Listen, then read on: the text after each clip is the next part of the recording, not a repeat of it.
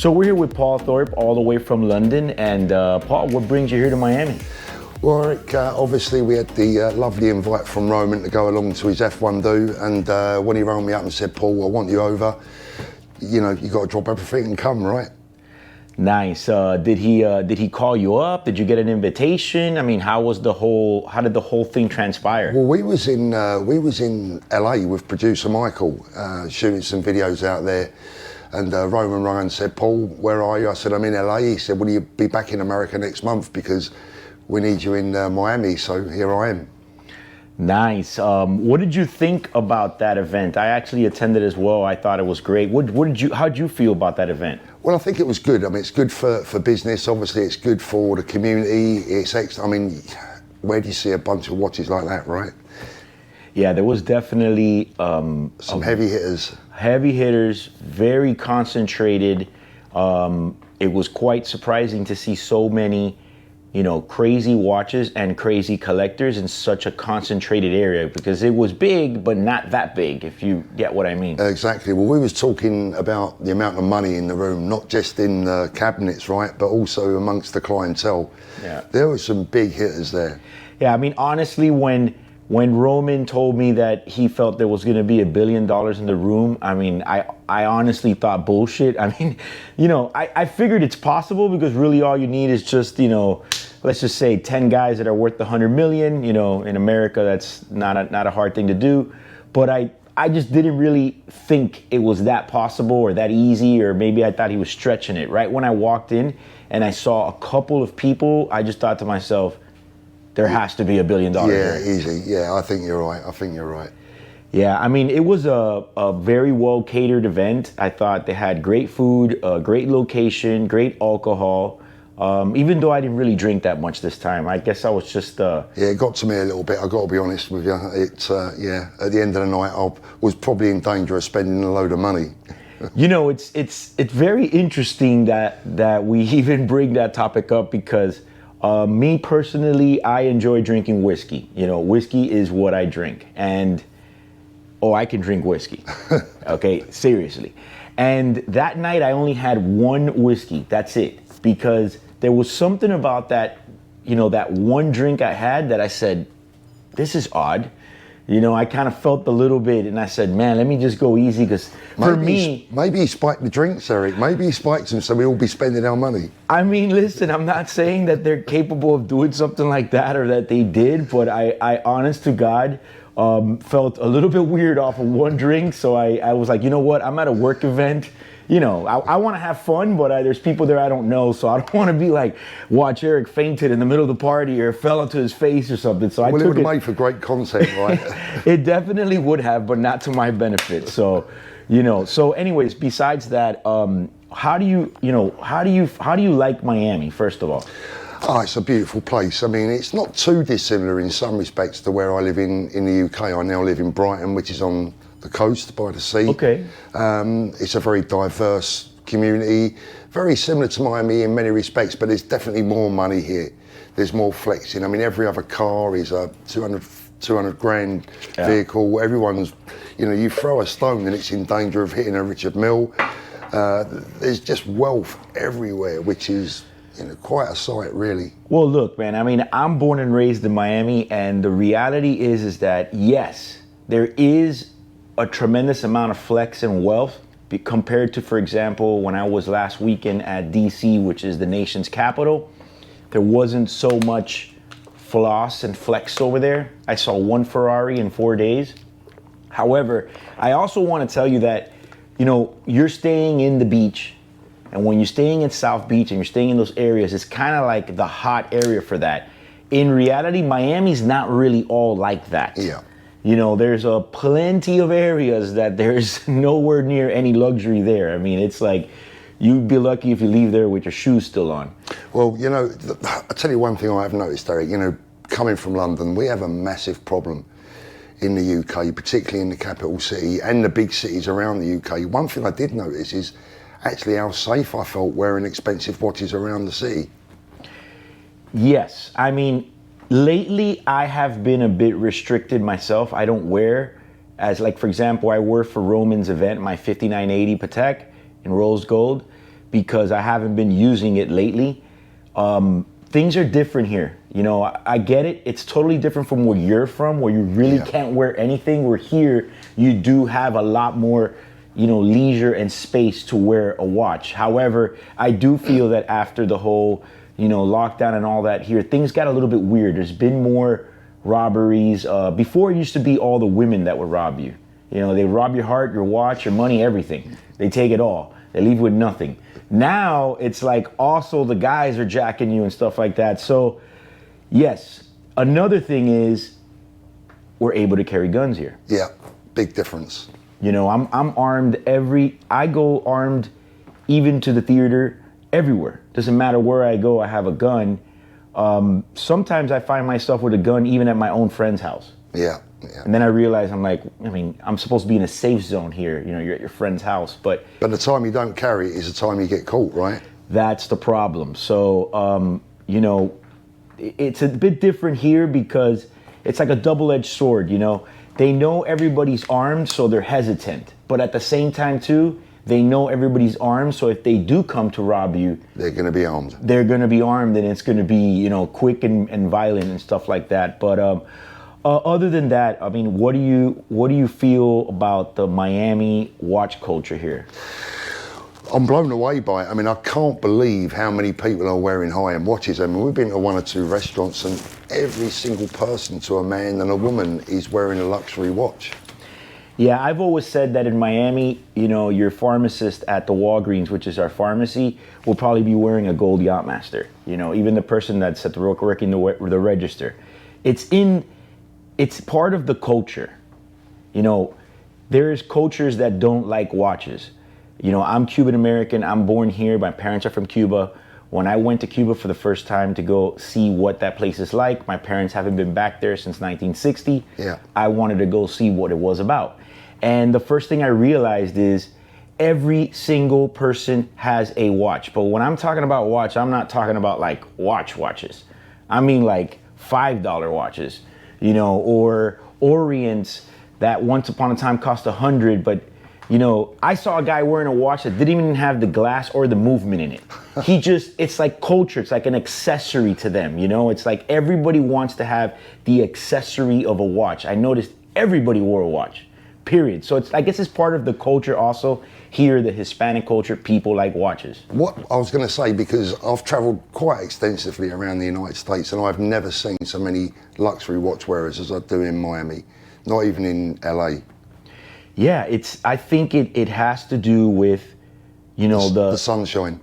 The sun showing, and then Miami is a like melting pot of Hispanic and Latin American cultures and Caribbean. And all of those cultures like wearing watches. Like I noticed that when I went to Cuba, I noticed every single person had a watch. Even if it didn't work, it was just like an accessory. Like they needed to have something on their wrist, which for me is a win because we're watch guys. And I know that there's people that don't like to wear watches at all. Like they can't stand it on their wrist. I don't know. How do you feel about that? Listen, I think in the UK at one time, wearing a luxury watch was really the exclusive. It was just the guys that were really into their watches that were wearing watches. But then all of a sudden, everything exploded. Everyone wants a watch. I think luxury watch ownership in the UK has risen by probably 200-300%. But I think right now, people are starting to get a little bit nervous again because obviously we've had changes in the market. Yeah. So some of those people that were coming in buying watches because they felt it was like fashionable, they're now a little bit more wary and they've taken a little step back again. Yeah, I mean, I would say that, and I've talked about this before with several other different guests and people, that the number one driver of this explosion is social media. Yeah, of course. And the flex culture. And, you know, of course, everybody wants to buy a watch when they know you can buy it and be safe and you're not going to lose money. But it has to do with that whole, like, look at me, I have a Rolex, I have a Patek, you know, I have a Richard Mille. How do you feel about that? I mean, look, I like watches. And as you can see, you know, whenever people in my videos or my channel and stuff like that, when they'll say that I like the flashy and the flashy stuff, as you can see, I'm from Miami. So it's like, it's in my genetic heritage. It's in my nature of where I live. It's what I do. You know, I like that. I like wearing watches. You know, but at the end of the day, if somebody came in wearing an Oris or like a Hamilton, you know, a part of me will say, okay, you know, he's into watches. He's kind of like getting in the game. You know, I guess it's how you wear that watch that then tells me really what you're trying to do. Like, the competitiveness in me would say that if somebody came in with a Hamilton trying to flex, but like he was wearing it like he was trying to flex, I wouldn't accept it. You know, I would raise him with an RM or a Patek.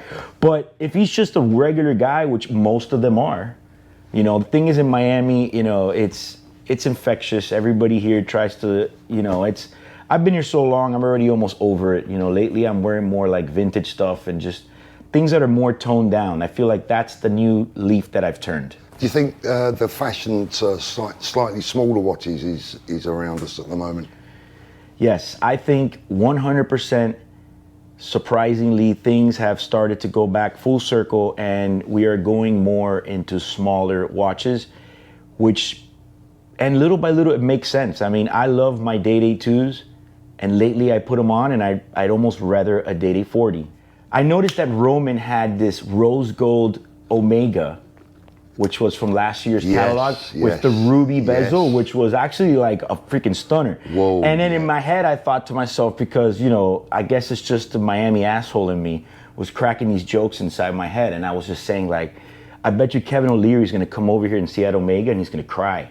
You know, kind of like how he did with that only one in the world AP, right? Skeleton. And then surprisingly, when he comes in and I see him with two Aventi watches, it almost felt like, did you ever watch WWF wrestling when you were young? Yeah. Okay, do you remember the exact moment when you realized that wrestling was fake? I get it. I mean, like, I saw that and, you know, and I said, is that really then it was two Aventis that I was just so like, I'd say it was a wrap for me, man. I was like, do you know what? Talking to Ryan, I mean, I asked Ryan that and he said, look, he just believes in the brand, you know, maybe he does. I think it's bullshit. I think he's getting paid for it, and there's nothing wrong with that, okay? And there's absolutely nothing wrong with that, by the way, okay? Marketing is marketing, because I have Exhibit A right here. I just realized. We have double fisting. The double fisting. Okay, wait. 12 hours later, bam. Back to an Apple Watch in red. I mean, the last thing I would be worried about, honestly, is somebody pulling out an AR-15 and stealing my Aventi, because the truth is, it's not gonna happen. But I was just, it's okay, the marketing, hey man, this is what it's all about, you know, they gotta market their brand. Yeah, isn't that part of the job? I mean, as a relatively new brand, they gotta get out there, right? But it was just a little bit too, I don't know, man, Do you know Kevin? You know what? My honest, again, write to your local congressman if you don't like it. Kevin O'Leary shows up, right? I've never been a groupie, period, about anybody or anything. I will talk to people. I'm technically not even that freaking social. But I said, okay, well, you know what? Maybe if I have a chance, I'll talk to him. When I noticed the two Aventis, I was like, we're done here. I'm like, I got nothing to talk to this guy about, because look, I could understand you're trying to push the brand, and I respect that. Again, I think Ryan is the MVP there.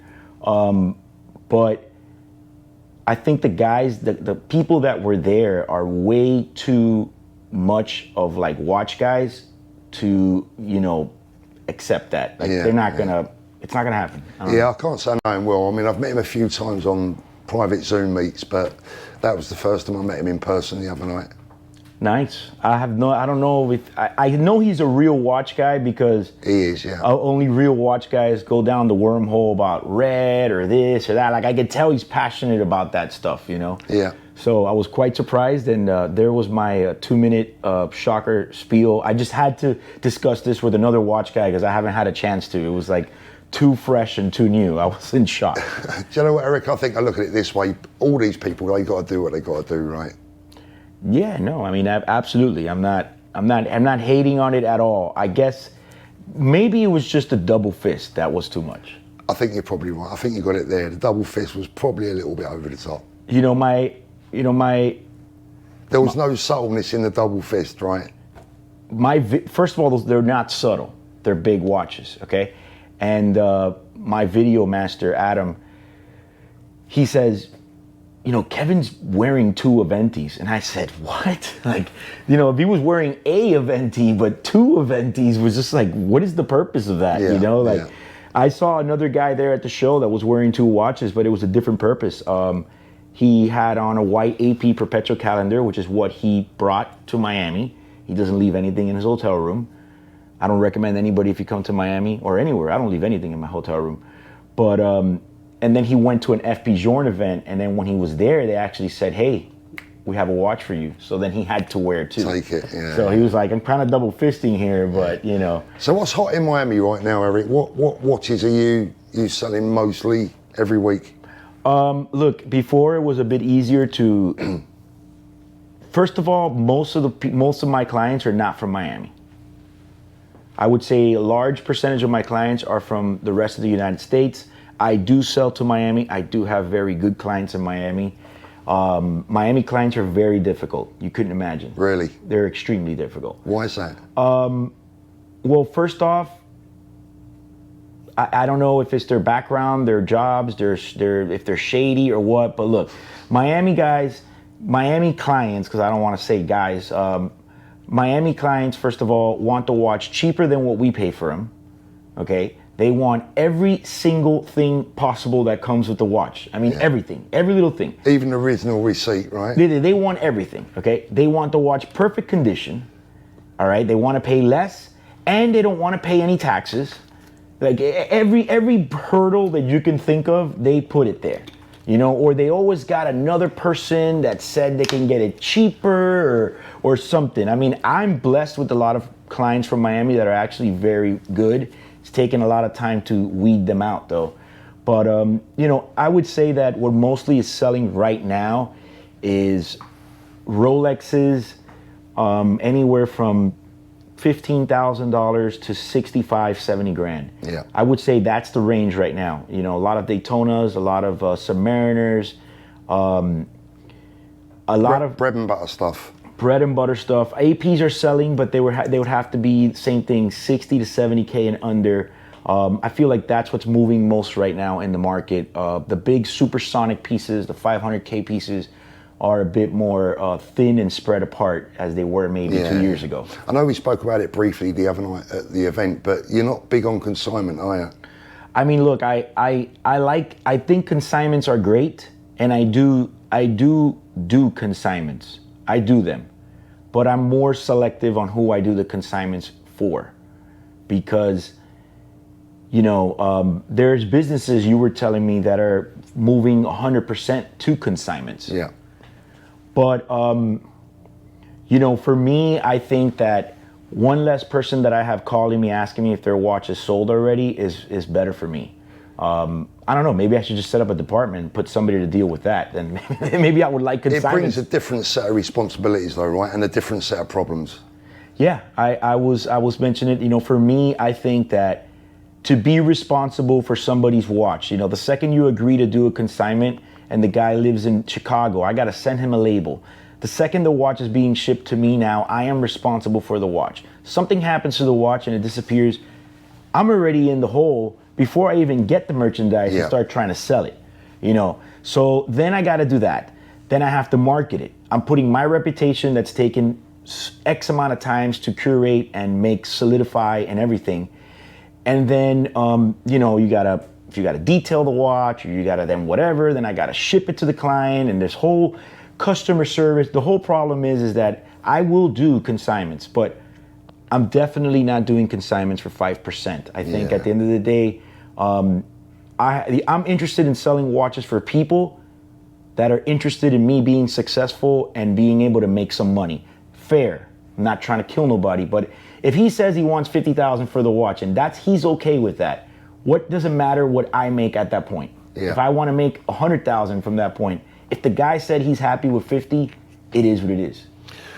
One of the biggest things I've noticed, I mean, like, I've been in and around the watch business, right, since I was like 15 years old. So 40 years I spent in and around the business, Eric. But I've now been retired for 5 years, coming up 5 years.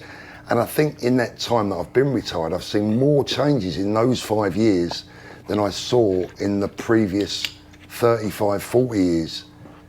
Do you have a reason for that? Absolutely. One of the main reasons is, number one, what I said earlier, which is social media. Number two is exactly what we are doing right now here in this room. Yeah. Is this. It's changing the business, okay? I was sitting there at Roman's event, and he has a gentleman that works for him. That's one of his sales guys. He saw me walking by. I introduced myself. We shaked hands, and he said, "You know, Eric, 4 years ago," no, it was 5 years ago. He said, 5 years ago, you did a video with the previous channel where you went to LA and it was all lifestyle and you had your Patek Philippe on 5980 and you guys were in this badass house in West Hollywood and you guys went out. And ever since I saw that video, I decided that I wanted to be a watch dealer. So I know that in a way, I am part of the problem in a way that I spawned a bunch of this. And what happens is that people think, well, Eric has a nice car. He drives a GT3 RS or, whatever car it is, okay? He has this car. He lives in Miami. They think it's all glitz and glamour and, oh, he's got these watches and he must have so much money. What would you say about the current state of the watch YouTube, Because I feel like every time there's a new guy, and all that's welcome too, it's a free market, What do you feel? I think there's two different camps. I think you've got you guys like yourself, Roman, etc. The usual suspects, right? We're there for the better, the good and the great of the business. And I think you've also got a camp that's there to actually cause as much drama and as many problems as they possibly can, which I think is a shame. It makes it harder work for everyone. But listen, drama gets views and clicks, right? That's the sad part of it. And I think there's too much. There's a lot of. I wouldn't use the word hate. Maybe that's too strong. But there's a lot of people out there, I think, with ulterior motives. And you mentioned earlier on about the guy leaving a comment saying, Rolex is going to mass produce this. I think a lot of this stuff is wishful thinking. People are hoping that the watch market will crash. They're predicting it will, not really because they believe it, because that's what they'd like to see. And I just don't get that negativity. I mean, I agree. I feel that some of those people that are saying that weren't going to buy the watches anyways after it crashes. Yeah. And that's fine, which is really when I do my videos. I saw a podcast the other day from two gentlemen real quick because my video guy sent it to me. Small guys, it's called The Watch Soup. There you go, that's your free plug. And they featured me in my last video and I sat there and watched them talk, okay? Because I give everybody a fair shot. Nice guys, by the way. I mean, no, this is not going in a weird direction. Yeah. But what I did do is I did use what they said to kind of get into the viewers' minds of what they think about me. That's the way I use these things, right? So I sit there and I hear them talk. And it was about the video that I did about, is it too late to get into the watch game? And by the way, I come up with these videos as we're driving up to go do it. So it's not like master plan thing or anything like that. If the video is great, great. And if it's not, okay, whatever. So first of all, he says that that he has watched me for quite some time and that he has always felt that I was on blow in Miami, which was like, okay. I mean, I get it. I understand that when you're from anywhere else in America and you find out that somebody is from Miami and then you find out that they're Cuban, you instantly think Tony Montana, Scarface. I get it. I understand. Immediately, you're just thinking Scarface. So no, I do not do blow. But, then he was like, it's a little bit hard to kind of understand him sometimes because he goes in circles and this and that, and some constructive criticism to him as well. I sat there and I heard him for 10 minutes and I was like, Jesus, can this guy land the plane? Like the plane was circling the runway forever. And I was like, I don't know if he was stuttering or what, but what I did realize was he did also, again, nice guys, what I did realize was he, some criticism of me, I'll give you a little bit back so that we, adjust our ways of talking. But I did notice that he's in that point of view where he felt that everything I talk about is just way too high end and way too fancy. And, I would like to figure out a way to kind of get into a bit more of the not so expensive buying clients and maybe give them some type of motivation or something. I mean, it'd be nice to tap in more people in the hobby, more to the grassroots, and bring them up. Bring them in, yeah. I want to be able to bring them up and give them hope and show them that I was there too. I think one of the problems that the watch business has had over the last few years is the amount of crime that's been going on, is the amount of potential, people losing their watches, etc. And this is something that we haven't touched on yet, but later this month we're launching an anti-watch theft platform, an anti-watch crime platform that I think is going to change the watch world, the ownership of watches, and certainly it's going to make the watch world a whole heap safer. You mentioned that to me briefly at the event, and can you elaborate a little bit more about exactly, like in a nutshell, what is it that it does? Okay, so it's basically going to be the world's largest lost, stolen and counterfeit watch database. We're working with US law enforcement, Scotland Yard, Interpol. We've been on this now for 3 years putting this together. It's cost a lot of money to put together. But not only will it cover the stolen watches, it's also going to give people the chance to register their watch on blockchain. It's very, very simple. It's not complicated. And it is almost like putting your watch in a safe place. It's like keeping it in the cloud so that anything happens to that watch, you've still got all its details. And if I lost my watch here right now, where do I report it? Do I phone the local police? Do I phone the manufacturer? Is there any chance of getting that watch recovered? Well, it's all very, very slim. With the platform that we're putting together, if this watch is stolen right now, within 2 minutes, everyone that's on that platform in the world will be notified. That watch is super hot within seconds of it being stolen. It's going to make a big difference to the watch world. Yeah, I mean, I could understand how any sort of resistance is going to help, because right now, I guess in a way, I mean, there is some resistance. Like here in America, the whole country uses a database. When you buy watches, you have to legally, when you buy them over the counter, you have to register them, and then you have to hold the watch for 30 days while it runs it through a whole system. Yeah. Make sure that it's This is the pawnbroker system, right? Yeah, but anybody that buys, technically, anybody that buys secondhand watches is supposed to use that system. Yeah. But it's still, it's the thing about that system is that it's more internal to law enforcement. It doesn't tell everybody else. Well, this is the key, Eric. We have been able to get inside these databases. Yeah. Like for example, if I was going to buy a watch right now, let's forget about as a business. Let's say as a private.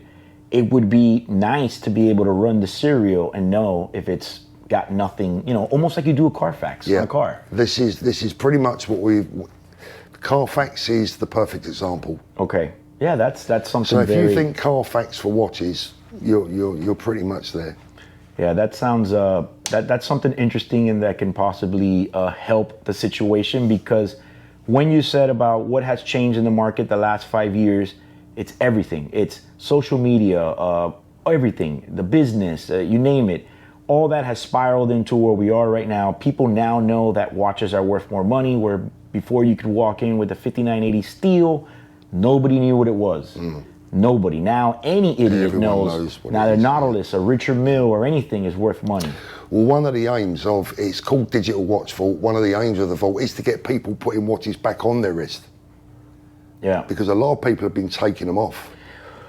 I did have a moment somewhere last year or the year before where I got a little worried that the crime was going to screw up the hobby. Yeah. For me, what I did was I adapted. Instead of buying so many crazy pieces for myself, I started then buying a little bit more vintage subs and having more fun in other pieces.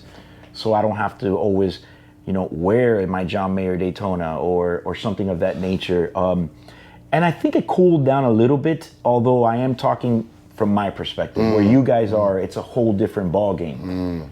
I've heard it's literally dangerous. It's like they don't just rob you. It's Well, we had a guy killed just a few weeks back for a fake Nautilus. wow. They didn't obviously know that it was fake, but he was stabbed and he died in the street. 32nd birthday, dead for a fake Nautilus. To not to get into like all this, not to get political in it any way, but just real lightly surfaced. I mean, what is the number one problem, in your country? Is it just the fact that nobody's armed? Is it the police is too lax? I mean, what would you say it is? I think it's a combination of everything. I would say, a woke government, if you like, a woke judicial system. We had just 2 weeks ago, we had 4 guys that were arrested and charged with violent robberies, street robberies, caught on camera, just hands down caught. The judge sentenced them to 2 years suspended sentence. Oh my God. Suspended. So they walked free from the court. All the time that's happening, we got no chance. Yeah. Okay. That says it all to me. That's pretty much what's going on. Risk versus reward, Eric, right? Yeah. Risk versus reward. That's what's going on right now in California as well. It's exactly that situation right there. So anyways, before we finish up here, I need to get your full thing of like, how was Miami? What did you do? Did you any interesting things that you experienced while you were here? Any cool spots? Anything you said this is like so unique? The women are interesting.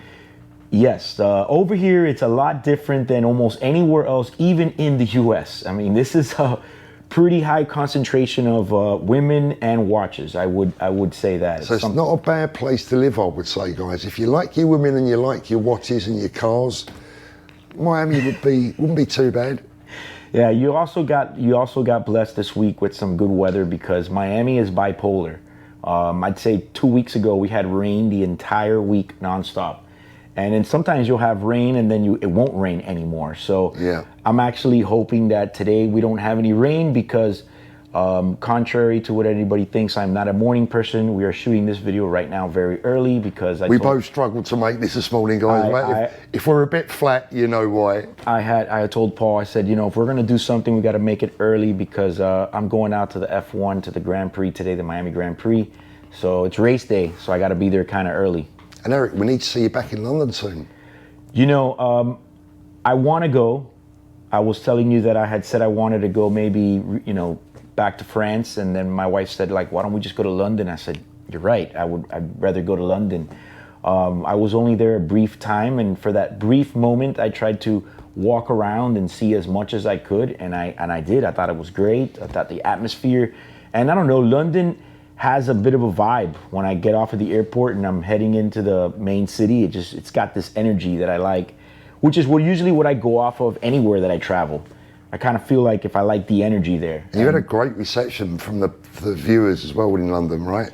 Yeah, it was actually very surprising to see that many people that, watch me and know about my channel. And I actually wanted to ask you, like, how did you find out about me? Was it through YouTube or how did you find out about me? Yeah, YouTube, Eric. I mean, like there's this guy with the glasses and the cool look in the beautiful background. I mean, what's not to like as a watch person? You're hitting the subscribe button before you get past the first minute, right?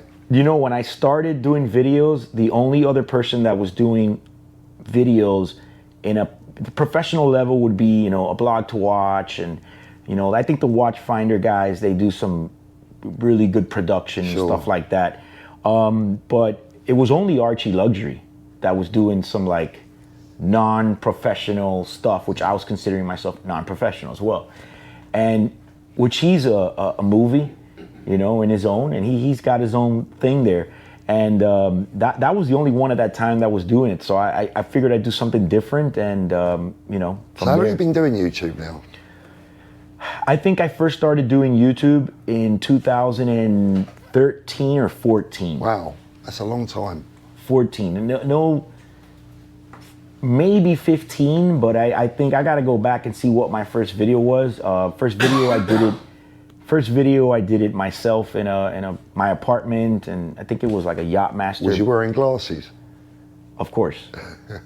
Yes, I was wearing glasses. I live in Miami. I wear glasses all the time, and is that deliberate so you don't get recognised, or so you can not be recognised? Because if you take the glasses off, you can probably walk through Miami without getting any attention, because people only recognise you, I would imagine, with your glasses on.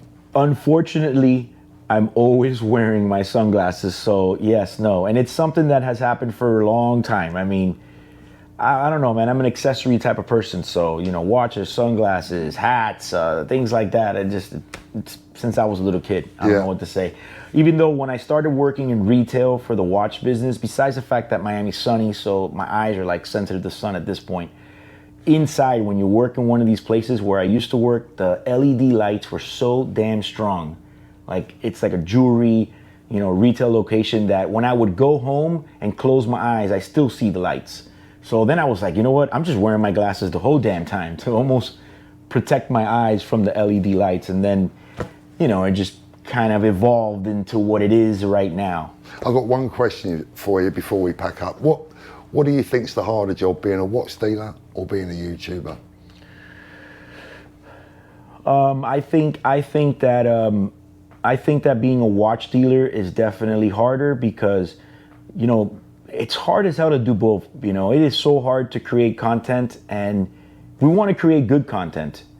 Okay, I don't create content just for the views, because if that was the case, then I would have jumped on all the bandwagons that pulled up in the last 3-4 years, you know, and I would have exploited them to the death. But I want to do something that I feel that I like. And yeah, there's sometimes content that I'm not happy with, but I got to feed, you know, the machine. And, you know, I would like to get better and better stuff, but it's so hard to focus on running your own business, being the best that you can be for your clients, and being the best you can be for your consumers. For your viewers. But I would say that it's harder to be a watch dealer because there's so much more at stake. You know, you have your livelihood. You could potentially have your life. If you don't do things right, you can get in trouble. You could go down the wrong path here. The worst thing that can happen in YouTube is you sell out and you just don't succeed. So I think that sell out or don't succeed. I would say that, it's a lot harder to be a watch dealer. And if you plan to do both, I mean, you know, anything can be done. You just got to work hard. Then that is the real key. That's the real difficult one, being both. Yeah, you know, at one point I had to decide whether I want to be a YouTuber or whether I want to be a watch dealer. And, you know, I think I chose to handle my business more than just being on YouTube all the time. You know, it works out good. It's a good way to show who you are, but the business comes first, in my opinion. We really appreciate you inviting us down this morning. It's been an absolute pleasure to see you again, mate. But we've got to see you in London. Yeah, man. I mean, absolutely. I will be going there sometime soon. I would say in the next 6 months. I need to plan a trip out there, and it was quite surprising to see you down here. I had no idea you were here. And once again, thank you for having you. You know, thanks for coming down at 9:30 in the morning on a Sunday in Miami after being out Saturday night. I'm going back to bed now.